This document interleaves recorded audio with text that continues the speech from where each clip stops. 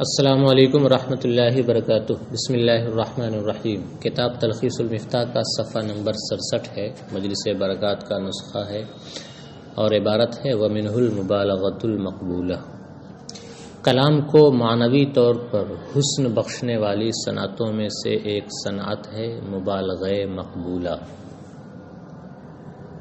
مقبولہ کی قید لگا کر صاحب کتاب نے یہ صاف کر دیا کہ مبالغہ مطلقاً محسنات معنویہ میں سے نہیں ہے۔ مبالغے سے یعنی مطلقاً ہر مبالغے سے کلام میں حسن نہیں آتا ہے۔ مبالغہ مطلقاً مقبول نہیں ہوتا ہے،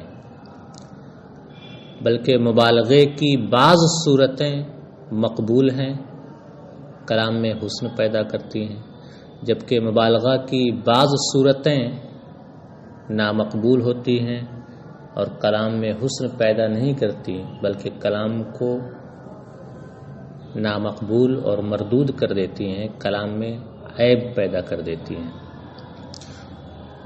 اصل میں مبالغے کو مقبولہ کی قید کے ساتھ ذکر کرنے کی ضرورت اس لیے پیش آئی کہ بعض لوگ یہ کہتے ہیں کہ مبالغہ مطلقاً مقبول ہے، مبالغہ مطلقاً کلام میں حسن پیدا کرتا ہے، جبکہ بعض لوگ یہ کہتے ہیں کہ مبالغہ نامقبول ہے، مبالغے سے کلام میں عیب پیدا ہوتا ہے۔ تو کچھ لوگوں نے اسے یعنی مبالغے کو مطلقاً مقبول قرار دیا، جبکہ کچھ نے اسے مطلقاً مردود قرار دیا، اور یہ دونوں باتیں صحیح نہیں ہیں۔ اس لیے صاحب کتاب نے مبالغے کو مقبولہ کی قید سے مقید کر کے یہ صاف کر دیا کہ مبالغہ نہ تو مطلقاً محبوب ہے اور نہ مطلقاً مردود ہے، بلکہ مبالغے کی بعض صورتیں مقبول ہیں اور بعض صورتیں مردود ہیں۔ صاحب کتاب اب مبالغہ کی تعریف کرتے ہیں، یہ مطلقاً مبالغے کی تعریف ہے۔ مبالغہ کہتے کسے ہیں؟ تو صاحب کتاب بیان کرتے ہیں کہ مبالغہ یہ ہے کہ کسی وصف کے بارے میں یہ دعویٰ کیا جائے کہ وہ وصف شدت میں یا ضعف میں حد مستحیل یا حد مستبعد تک پہنچا ہوا ہے۔ کسی وصف کے بارے میں یہ دعویٰ کیا جائے کہ وہ شدت میں یا ضعف میں ایسی حد کو پہنچا ہوا ہے جو یا تو ناممکن ہے اور یا پھر عقلاً بعید تر ہے، یہ مبالغہ ہے۔ اب دعویٰ کرنے والا اس وصف کے بارے میں یہ دعویٰ کیوں کرتا ہے کہ وہ شدت میں یا ضعف میں حد مستحیل یا حد مستبعد تک پہنچا ہوا ہے؟ تو دعویٰ کرنے والا یہ دعویٰ اس لیے کرتا ہے تاکہ اس وصف کے بارے میں یہ خیال نہ کیا جائے کہ وہ وصف شدت میں یا ضعف میں غیر متناہی ہے، کہ شدت و ضعف کے لحاظ سے اس کی کوئی حد نہیں ہے، یہ گمان نہ کیا جائے، یہ خیال نہ کیا جائے، اس لیے دعویٰ کرنے والا یہ دعویٰ کرتا ہے۔ پھر سے سمجھ لیں، کسی وصف کے شدت میں یا ضعف میں حد مستحیل یا حد مستبعد تک پہنچے ہونے کا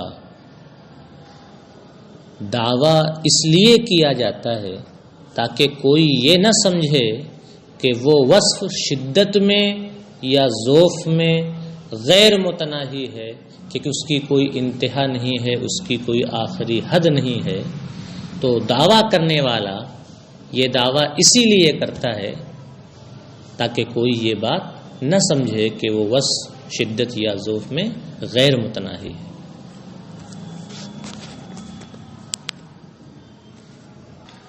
مبالغہ تین قسموں میں منحصر ہے، یعنی مبالغے کی تین ہی قسمیں ہیں۔ ایک ہے تبلیغ، دوسری قسم ہے اغراق اور تیسری قسم ہے غلو۔ اور مبالغہ انہی 3 قسموں میں اس لیے منحصر ہے کہ مدعی نے جو دعویٰ کیا ہے، مدعی کا جو مدعا ہے، وہ یا تو عقلاً اور عادتاً ممکن ہوگا، مدعی کا جو مدعا ہے وہ یا تو عقل اور عادت دونوں اعتبار سے ممکن ہوگا تو اسے تبلیغ کہیں گے، یا دونوں اعتبار سے ناممکن ہوگا، عقل کے اعتبار سے بھی ناممکن اور عادت کے اعتبار سے بھی ناممکن، تو یہ غلو ہے۔ یا عقل کے اعتبار سے تو ممکن ہوگا لیکن عادت کے اعتبار سے ممکن نہ ہوگا تو یہ اغراق ہے۔ بس یہی 3 قسمیں ہو سکتی ہیں۔ ایک چوتھی قسم کوئی فرض کر سکتا ہے کہ چوتھی قسم یہ بھی تو ہو سکتی ہے، کیونکہ تیسری قسم آپ نے یہ بتائی کہ مدعا اگر عقل کے اعتبار سے ممکن ہو لیکن عادت کے اعتبار سے ممکن نہ ہو تو یہ اغراق ہے۔ آپ نے اسے تیسری قسم قرار دیا، تو چوتھی قسم یہ ہو سکتی ہے کہ مدعا اگر عادت کے اعتبار سے ممکن ہو لیکن عقل کے اعتبار سے ممکن نہ ہو تو یہ چوتھی قسم ہو سکتی ہے۔ تو یہ چوتھی قسم صحیح معنوں میں نہیں ہو سکتی۔ کیوں؟ اس لیے کہ جو بھی چیز عادت کے اعتبار سے ممکن ہوتی ہے وہ عقلاً بھی ممکن ہوتی ہے، تو یہ چوتھی قسم تو فرض ہی نہیں کی جا سکتی کہ ایسا ہو سکتا ہے کہ وہ مدعا عادت کے اعتبار سے ممکن ہو اور عقل کے اعتبار سے ناممکن ہو، تو چوتھی قسم بن جائے گی۔ لیکن یہ چوتھی قسم بنے گی نہیں، اس لیے کہ جو بھی چیز عادت کے اعتبار سے ممکن ہوتی ہے وہ عقل کے اعتبار سے بھی ممکن ہوتی ہے۔ ایسا نہیں ہو سکتا کہ کوئی چیز عادت کے اعتبار سے تو ممکن ہو لیکن عقل کے اعتبار سے ناممکن ہو، ایسا نہیں ہو سکتا۔ لہذا مبالغہ کی 3 ہی قسمیں ہو سکتی ہیں، مبالغہ 3 ہی قسم میں منحصر ہے۔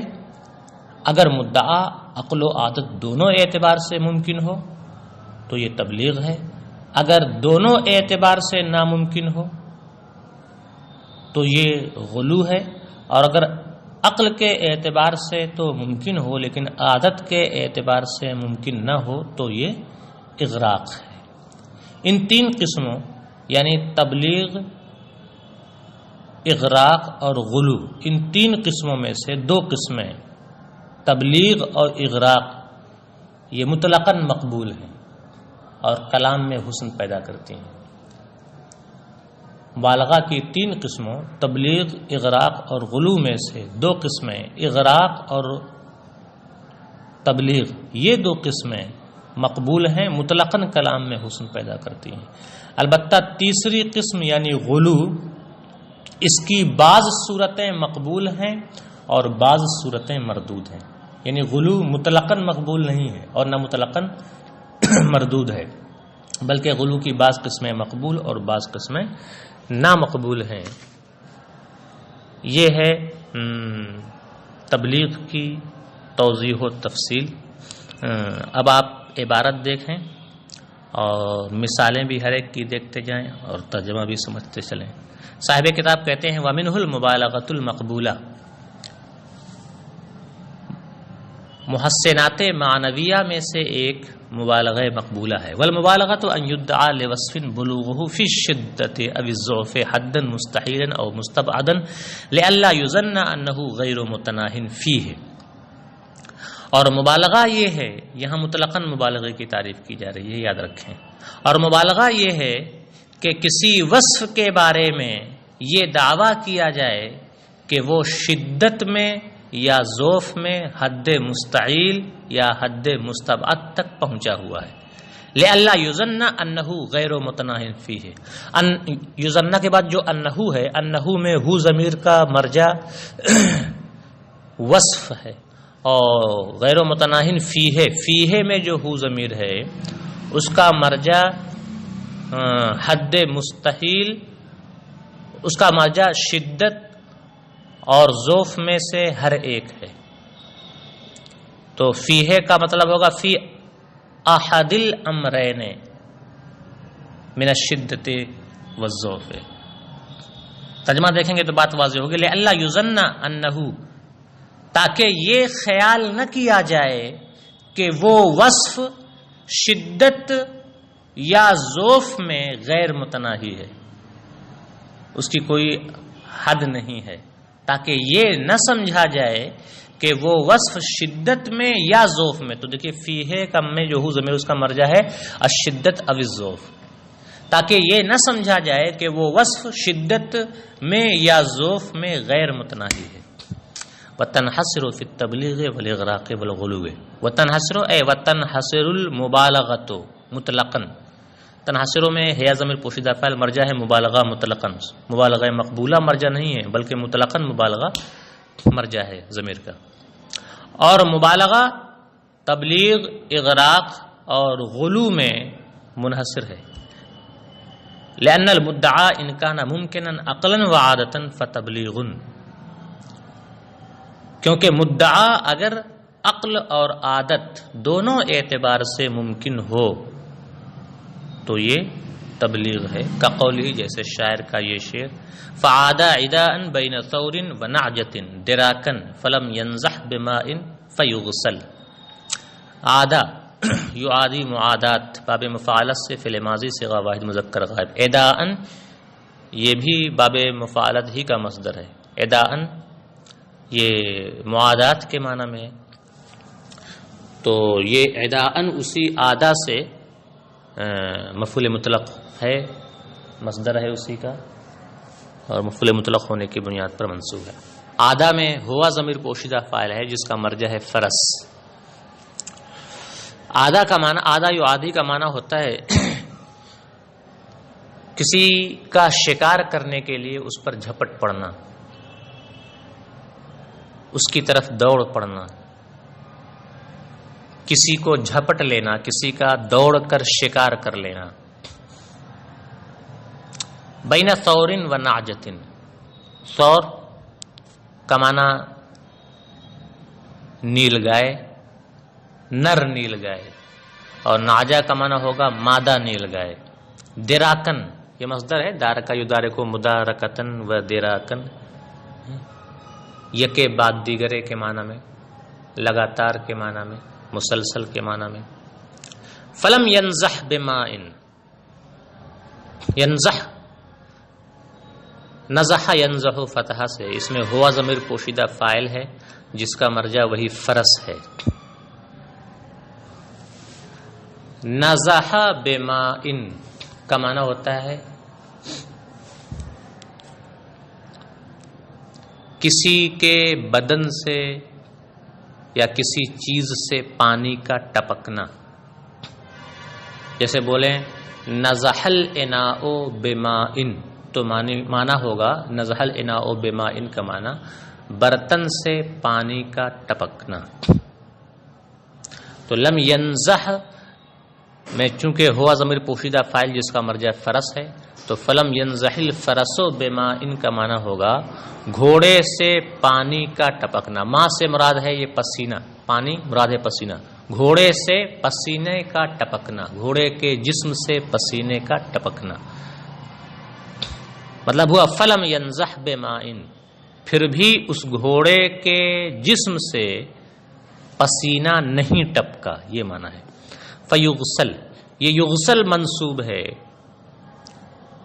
لم کی وجہ سے، یعنی ینزح میں جو لم داخل ہے وہ لم یہاں یغسل پر بھی داخل ہے لیکن یہاں ظاہر نہیں ہے. عبارت ہوگی فلم یغسل.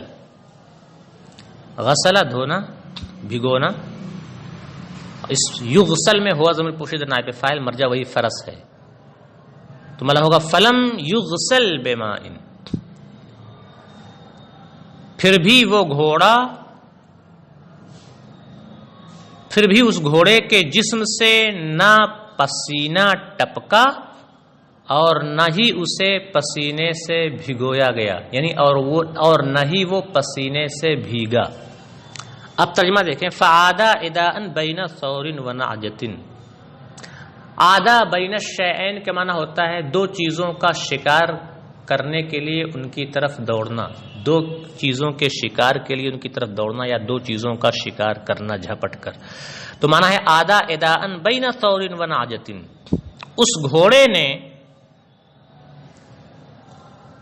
جھپٹ کر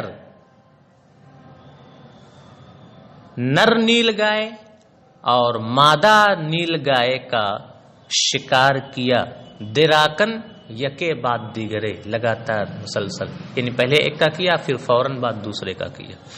اس گھوڑے نے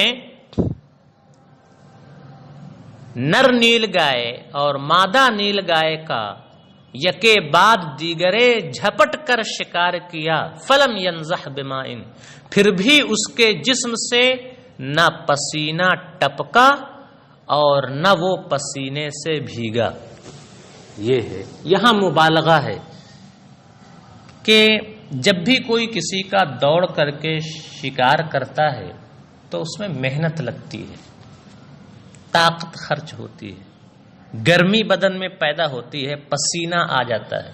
کسی کا شکار کرنا بھی اس میں اس سے لڑنا پڑتا ہے، تو لڑنے میں آدمی کے جسم پر یا کسی جانور کے جسم پر پسینہ نہ آئے یہ مستبعد ہے، یعنی بعید ہے، ناممکن تو نہیں ہے لیکن بعید ہے.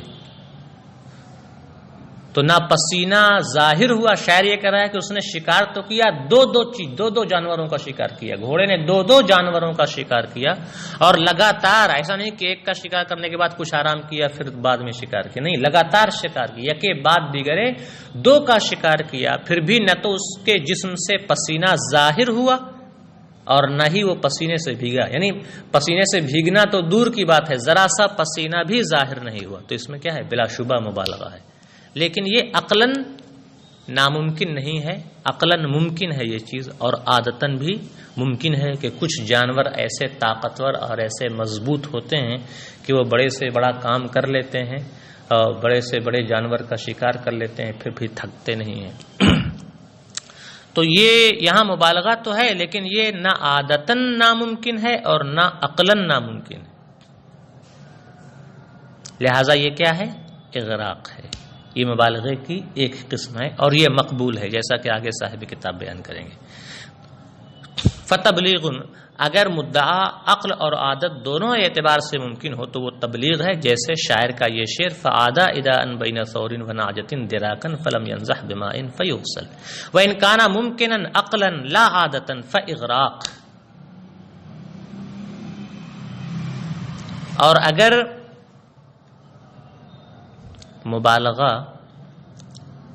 اور اگر مدعا، کانا میں وضع میں پوشیدہ فاعل، اسم ہے کانا کا جس کا مرجع ہے مدعا، اور اگر مدعی کا مدعا عقل کے اعتبار سے تو ممکن ہو لیکن عادت کے اعتبار سے ناممکن ہو تو پھر یہ اغراق ہے. کا قول ہی، جیسے شاعر کا یہ شعر دیکھیں، وَنُكْرِمُ جَارَنَا مَا دَامَ فِينَا وَنُتْبِعُهُ الْكَرَامَةَ حَيْثُ مَا لَا. اکرم یکرم اکرام، کسی کے ساتھ حسن سلوک کرنا، کسی پر احسان کرنا، مہربانی کرنا. جار پڑوسی، وَنُتْبِعُهُ الْكَرَامَةَ، اتبع یتبع اتباع، پیچھے بھیجنا، کرامت حسن سلوک.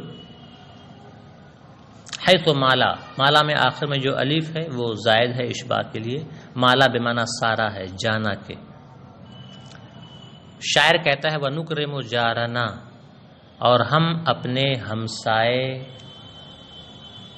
کے ساتھ حسن سلوک کرتے ہیں، ما دام فینا، جب تک وہ ہمارے بیچ ہوتا ہے، جب تک وہ ہمارے درمیان رہتا ہے ہم اس کے ساتھ حسن سلوک کرتے ہیں. وَنُتْبِعُهُ الْكَرَامَةَ، اور اس کے جانے کے بعد بھی ہم اس کے پیچھے حسن سلوک بھیجتے ہیں، یعنی اس کے جانے کے بعد بھی ہم اس کے ساتھ حسن سلوک کرتے رہتے ہیں. حیث مالا، جہاں بھی وہ جائے. ہمارا ہمسایہ اگر ہمارے درمیان سے کہیں چلا جائے تو جہاں بھی جائے گا ہم اس کے جانے کے بعد بھی اس کے ساتھ حسن سلوک کرتے رہتے ہیں، کہ اس کی مدد کرتے رہتے ہیں، اسے کسی چیز کی ضرورت ہوتی ہے اسے فراہم کرتے رہتے ہیں.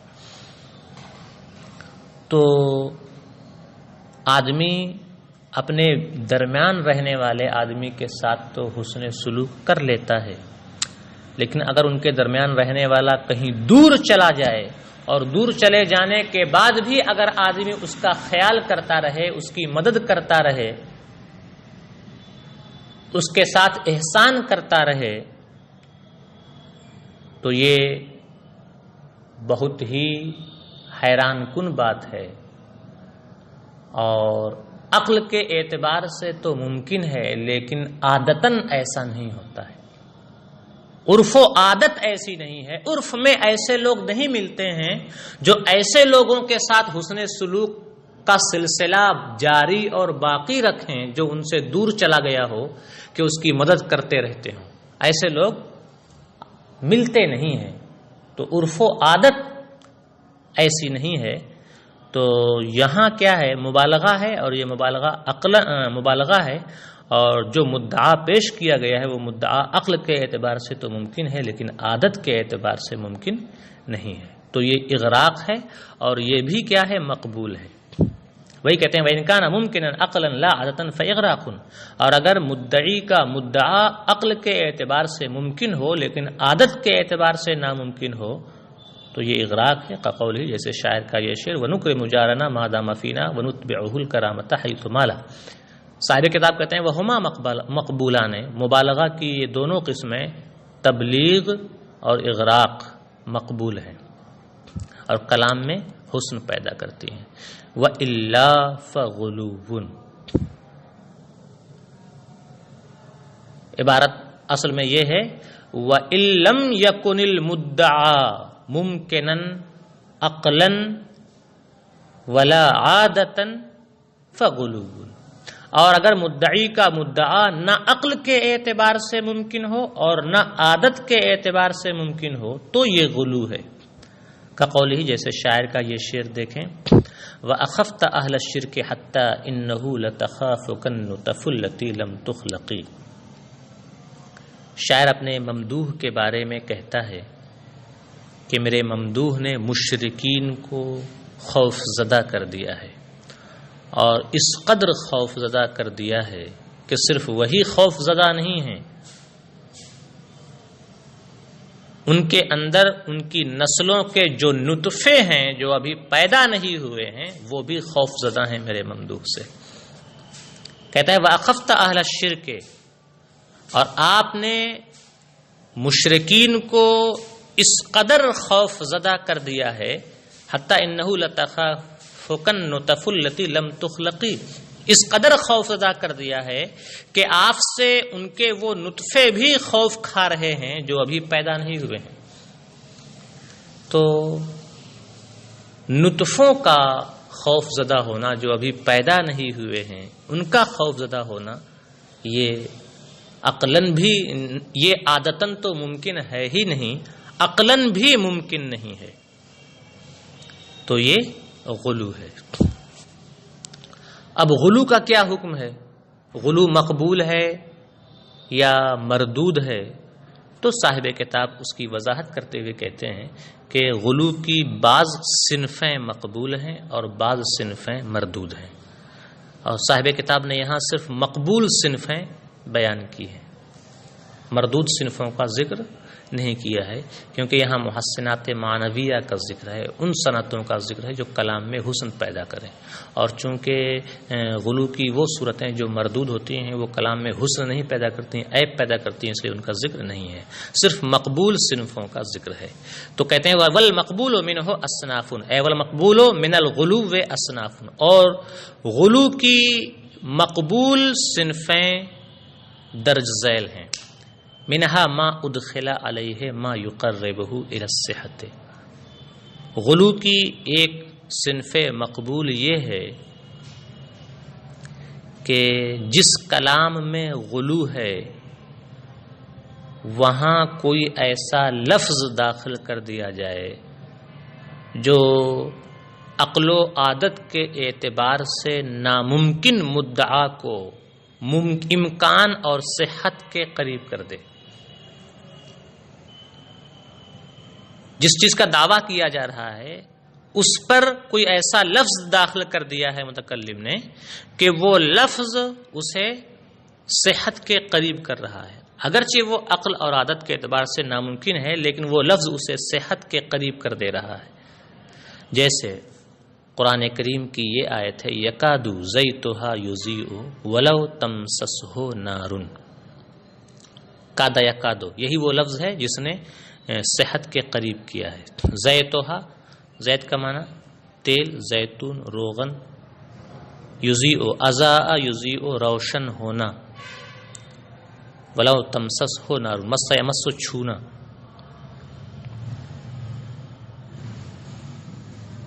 ایسا لگ رہا ہے کہ اس کا روغن جل رہا ہو، روشن ہو، حالانکہ آگ نے اسے چھوا نہیں ہے، حالانکہ ابھی اس میں آگ لگی نہیں ہے. تو روغن میں جب تک آگ لگائی نہ جائے وہ روغن روشن نہیں ہوتا ہے. آگ لگائے بغیر روغن کا روشن ہو جانا یہ نہ عادتاً ممکن ہے اور نہ عقلاً ممکن ہے. لیکن اس کلام سے پہلے ایک لفظ کا اضافہ کر دیا گیا ہے اور وہ ہے یکادو، جس یکادو نے اسے صحت کے قریب کر دیا ہے. یہ نہیں کہا جا رہا ہے کہ روغن بغیر آگ لگائے ہوئے جل رہا ہے، روشن ہے، بلکہ یہ کہہ رہا ہے کہ وہ روغن اتنا منور ہے، اتنا پاکیزہ اور صاف ستھرا ہے، ایسا لگ رہا ہے کہ اس کا روغن روشن ہو حالانکہ اسے آگ نہیں لگی ہے. تو یکادو کے لفظ نے اسے صحت کے قریب کر دیا ہے تو یہ مقبول ہے. وَمِنْهَا مَا اچھا تو ترجمہ دیکھ لیں. منہا ما ادخلا علیہ ما یقربہ الی الصحۃ. غلو کی ایک صنف مقبول یہ ہے کہ مدعا پر کوئی ایسا لفظ داخل کر دیا جائے جو اسے صحت کے قریب کر دے، نحو جیسے یکاد زیتھا یضیء ولم تمسسہ نار. ومنہا ما تضمن نوعا حسنا من التخیل. غلو کی ایک مقبول صنف یہ ہے کہ وہ تخیل کی کسی نوع حسن پر مشتمل ہو. مدعا تو عقل اور عادت کے اعتبار سے ناممکن ہو لیکن وہ اگر کسی نادر خیال پر مشتمل ہو تو پھر وہ مقبول ہو جاتا ہے. جیسے شاعر کا شعر دیکھیں، عقدت سنابکھا علیہا اثیرا لو تبتغی عنقا علیہ لامکنا. عقدہ باندھنا، سنابک سنبک کی جمع جس کا معنی ہے کھر، اور سنابکھا میں جو ہا ضمیر ہے اس کا مرجع ہے جیاد جو جواد کی جمع ہے، عمدہ نسل کے گھوڑے. مطلب ہے عقدت سنابک الجیاد. علیہا میں جو ہا ضمیر ہے اس کا مرجع بھی جیاد ہی ہے، عمدہ نسل کے گھوڑے. تو علیہا کا مطلب ہے علی رؤوسہا، علی رؤوس الجیاد. اور اثیر کا معنی ہے گرد دھول. لو تبتغی عنقن، تبتغی ابتغا یبتغی ابتغاء چاہنا. تبتغی فعل مضارع صیغہ واحد مؤنث غائب، ہے ضمیر پوشیدہ فاعل، اور اس ہے ضمیر کا مرجع بھی وہی جیاد ہے، عمدہ نسل کے گھوڑے. عنق کا معنی ہے دوڑنا. علیہ میں ہو ضمیر کا مرجع ہے اسیر گرد. لامکنا، امکنا فعل ماضی صیغہ واحد مذکر غائب ہے، اس میں جو آخر میں الف ہے وہ ضمیر نہیں ہے بلکہ یہ زائد ہے اشباہ کے لیے. اور امکنا میں ہوا ضمیر پوشیدہ فاعل جس کا مرجع ہے انق ہے. لامکن العلق، لامکن العنق علیہ معنی ہوگا عقدت سنابکھا علی رؤوسہا اسیرا. عمدہ نسل کے گھوڑوں کے کھروں نے ان کے سروں پر اتنی گرد بچھا دی ہے. گھوڑوں کے دوڑنے کی وجہ سے زمین سے گرد اتنی زیادہ اڑی کہ وہ گرد ان گھوڑوں کے سروں پر بچھ گئی، اور اتنی زیادہ ہے وہ گرد کہ گویا ایک گرد کا ایک راستہ تیار ہو گیا ہو، اور ایسا راستہ کہ لو تبتغی عنقا علیہ، کہ اگر وہ گھوڑے اس گرد پر دوڑنا چاہیں لامکنا، تو دوڑ سکیں، تو دوڑنا ممکن ہو۔ کہنے کا مطلب یہ ہے کہ گھوڑوں نے اپنے ٹاپوں کے ذریعہ اتنی گرد زمین سے اڑائی، اور وہ زمین وہ گرد ان گھوڑوں کے سروں پر بچھتی چلی گئی، اور اتنی زیادہ بچھ گئی کہ اگر گھوڑے اس گرد پر دوڑنا چاہیں تو دوڑ سکیں، یعنی گویا ایک راستہ تیار ہو گیا۔ تو یہ تو مبالغہ ہے، اور ایسا مبالغہ ہے جو نہ عادتاً ممکن ہے نہ عقلاً ممکن ہے، کیونکہ گرد زمین سے کتنی ہی کیوں نہ اڑ جائے، وہ گرد فضا میں اتنی زیادہ نہیں ہوتی ہے کہ اگر اس گرد پر کوئی دوڑنا چاہے تو دوڑ سکے، اس گرد کے اوپر کوئی دوڑنا چاہے تو دوڑ سکے، ایسا نہیں ہوتا ہے۔ تو یہاں کیا ہے، مدعا عادت اور عقل دونوں اعتبار سے ناممکن ہے، لیکن شاعر نے اپنے اس شعر میں ایک نادر خیال پیش کیا ہے، اس لیے یہ کیا ہے، مقبول ہے۔ وَمِنْهَا مَا تَضَمَّنَ نَوْعًا حَسَنًا مِنَ التَّخْيِيلِ، اور مقبول اور غلو کی ایک صنف مقبول یہ ہے کہ وہ تخیل کی نوع حسن پر مشتمل ہو، کقولہ، جیسے شاعر کا یہ شعر، عقدت سنابکها علیہا اثیرا لو تبتغی عنقا علیہ لامکنا۔ عمدہ نسل کے گھوڑوں کے کھروں نے ان کے سروں پر اتنی گرد بچھا دی کہ اگر وہ اس پر دوڑنا چاہیں تو دوڑ سکیں۔ وقد اجتمعا فی قولہ، اور یہ دونوں صنفیں شاعر کے اس شعر میں جمع ہیں۔ مقبول غلو کی دو مقبول صنفوں کا ذکر کیا صاحب کتاب نے، ایک وہ جس میں کوئی ایسا لفظ داخل ہو جو اسے صحت کے قریب کر دے، اور دوسری صنف وہ جو تخیل کی نوع حسن پر مشتمل ہو۔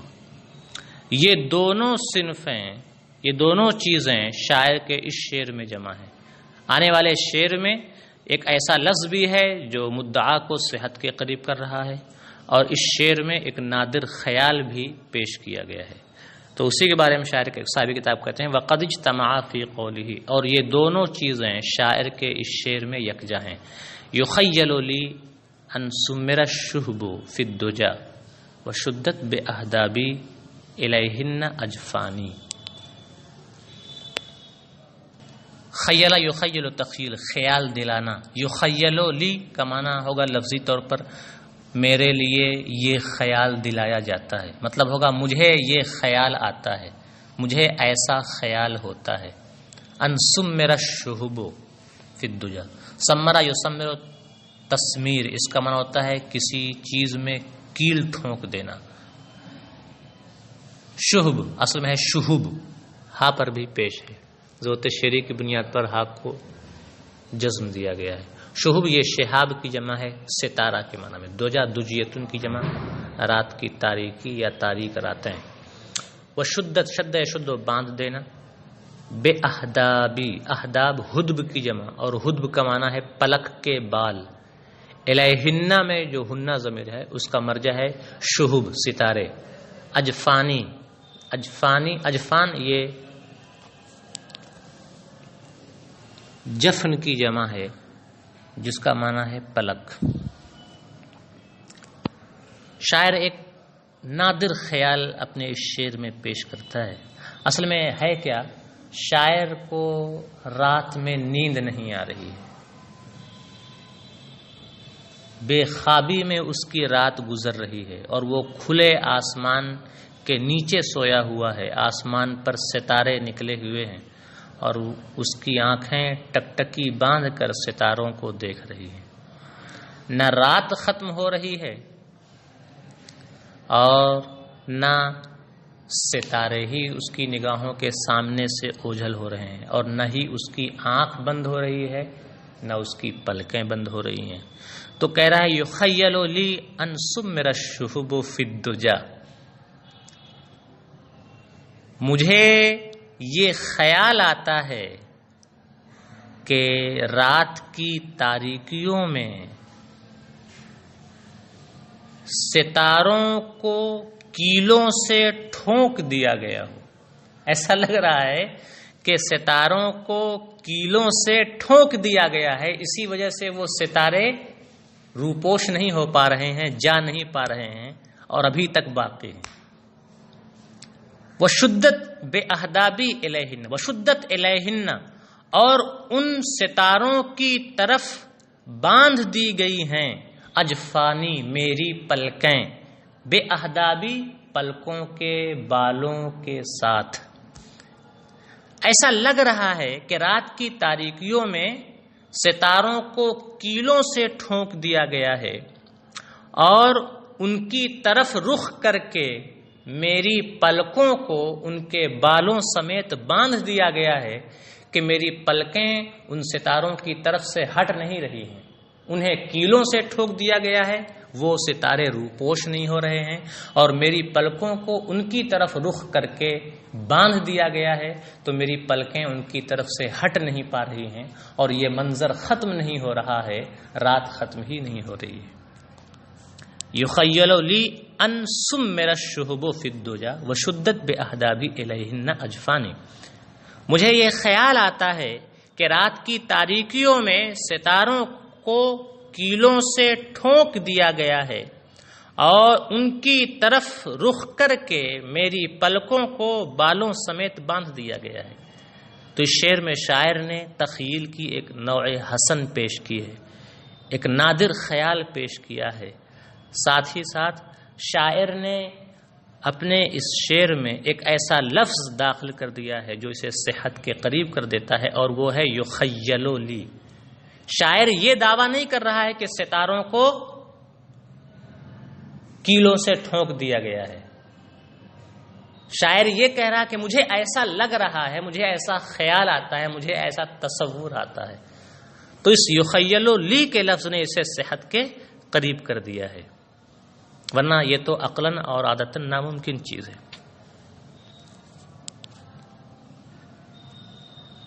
تو یہ دو قسمیں ہوئیں، غلو کی صنف مقبول یہ دو ہوئیں. اب صنف اور غلو کی تیسری صنف مقبول بیان پیش کرتے ہیں صاحب کتاب. کہتے ہیں کہ غلو کی ایک اور صنف مقبول ہے، اور وہ یہ ہے کہ کلام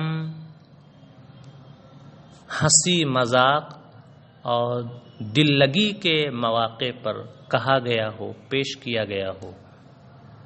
شاعر نے اپنے شعر میں یا متکلم نے اپنے کلام میں کوئی ایسا مدعا پیش کیا ہو جو عقل اور عادت کے اعتبار سے تو ناممکن ہو، لیکن وہ بات، وہ مدعا شاعر نے سنجیدگی کے ساتھ پیش نہ کیا ہو. متکلم نے اس بات کو سنجیدگی کے ساتھ نہ کہا ہو، بلکہ دل لگی کے طور پر کہا ہو، مذاق کے طور پر کہا ہو، ہنسنے کے لیے کہا ہو، تو پھر یہ نامقبول نہیں ہوگا، مردود نہیں ہوگا، بلکہ ایسا مبالغہ کیا ہوگا؟ مقبول ہوگا، ایسا غلو مقبول ہوگا. وہی کہہ رہے ہیں وَمِنْهَا مَا خُرِّجَ مَخْرَجَ الْحَزْلِ وَالْخَلَاءَةِ. اور غلو کی ایک صنف مقبول یہ ہے کہ عقل اور عادت کے اعتبار سے ناممکن بات ہنسی مذاق اور دل لگی کے مواقع پر کہی گئی ہو. کا قول ہی، جیسے شاعر کا یہ شعر ہے اسکر بالامس ان عزمت علی الشرب غدا ان ذا من العجبی. سکرا یسکرو، اس کا معنی ہوتا ہے مدہوش ہو جانا، نشے میں چور ہو جانا. امس گزرا ہوا کل، ان عزمت علی الشرب، علی الشرب، شرب شراب نوشی، عزمہ ارادہ کرنا، غدن آنے والا کل، ان ذا من العجب. شاعر کہہ رہا ہے کہ اگر میں کسی دن یہ عزم کر لوں کہ اب شراب نہیں پیوں گا، اب آنے والے کل پیوں گا، اب ایک دن کے بعد پیوں گا، اگر میں کسی دن یہ ارادہ کر لوں، یہ عزم کر لوں کہ اب ایک دن کے بعد ہی شراب کو ہاتھ لگاؤں گا، تو میرا حال یہ ہوتا ہے کہ میں ایک دن پہلے ہی سے مدہوش ہو جاتا ہوں. اگر میں یہ ارادہ کر لوں کہ اب میں شراب کو ہاتھ نہیں لگاؤں گا، ایک دن کے بعد ہی ہاتھ لگاؤں گا تو فوراً ہی میں نشے میں مدہوش ہو جاتا ہوں، فوراً ہی مجھے شراب کا نشہ چڑھ جاتا ہے، اور وہ ابھی سے نہیں چڑھتا، ایک دن پہلے ہی سے چڑھ جاتا ہے۔ تو یہ تو ناممکن ہے کہ شراب پیے بغیر شراب کا نشہ چڑھ جائے، اور وہ بھی ایک دن پہلے سے نشہ چڑھ جائے، وہ بھی یہ کہ صرف یہ سوچ لینے سے کہ اب میں شراب کو ہاتھ نہیں لگاؤں گا ایک دن، یہ سوچنے سے آدمی ایک دن پہلے ہی سے مدہوش ہو جائے، ایسا نہیں ہوتا ہے۔ لیکن شاعر نے یہ بات سنجیدگی کے ساتھ نہیں کہی ہے، دل لگی کے طور پر کہی ہے، اس لیے یہ مقبول ہے۔ شاعر کہتا ہے اسکر و بلم سے ان عزمت علی شرب غدن ان نزا من العجبی، میں ایک دن پہلے ہی سے مدہوش ہو جاتا ہوں اگر میں یہ عزم کر لوں کہ اب آنے والے کل یعنی ایک دن کے بعد ہی پیوں گا۔ ان نزا من العجبی، واقعی یہ بات حیران کن ہے۔ مبالغے کی تمام صنفوں قسموں کا بیان مکمل ہوا۔ آج کا سبق بھی یہیں پر مکمل ہوتا ہے۔ السلام علیکم ورحمۃ اللہ وبرکاتہ۔